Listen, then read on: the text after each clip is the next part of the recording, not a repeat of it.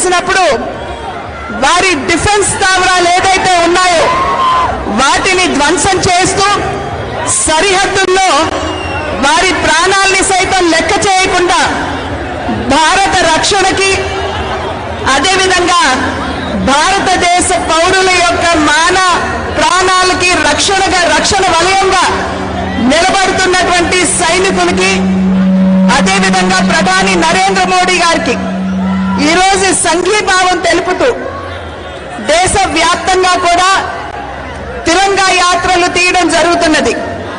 ఇవాళ ఇక్కడ జరిగేటువంటి ఈ తిరంగా యాత్రకి ఎవరూ కూడా ఎవరిని బొట్టు పెట్టి పిలవలేదు. కూటమి ఏదైతే ఉందో మేము సైనికులకి సంఘీభావం తెలపాలి.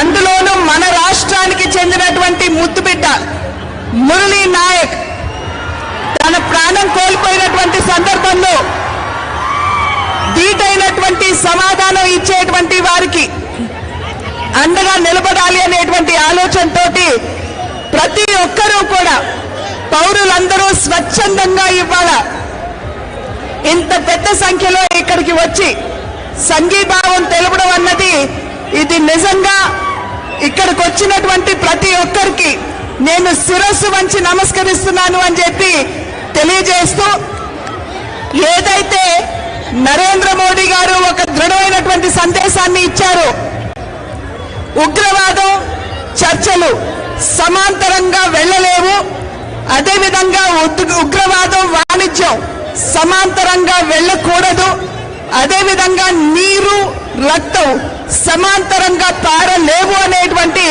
ఒక దృఢమైనటువంటి సందేశం ఏదైతే పొరుగు దేశానికి ఇచ్చారో మనం అందరం కూడా ఇక్కడ గమనించవలసినటువంటి అవసరం చాలా ఉంది. ఎప్పుడైతే మనం ఈ రకమైనటువంటి సందేశాన్ని ఇచ్చామో పాకిస్తాన్ ఇవాళ తోక ముడిచి మన ప్రభుత్వానికి లేఖ రాస్తూ సింధు జలాలు మాకు వదలండి అని చెప్పి చెప్పడం ఒక రకంగా వారి బేలతనానికి నిదర్శనం అని చెప్పి మనం అందరం కూడా ఇక్కడ గమనించాలి. కనుక ఇటువంటి సందర్భంలో మన దేశం గడ్డు కాలాన్ని ఎదుర్కొంటున్నటువంటి నేపథ్యంలో ఖచ్చితంగా సైనికులకి అండదండగా నిలబడుతూ వారికి సంఘీభావాన్ని ఏ విధంగా ఇక్కడ మీరందరూ తెలియజేశారో రాబోయే కాలంలో కూడా తెలియజేయాలి అని చెప్పి అభ్యర్థిస్తూ మరి ఒక్కసారి ఇక్కడికి వచ్చినటువంటి పుర పౌరులకి అదేవిధంగా 3 పార్టీలకి చెందినటువంటి నాయకులకి కార్యకర్తలకి పేరు పేరున నా ధన్యవాదాలు తెలియజేసుకుంటూ సెలవు తీసుకున్నాను. నమస్కారం. జై హింద్.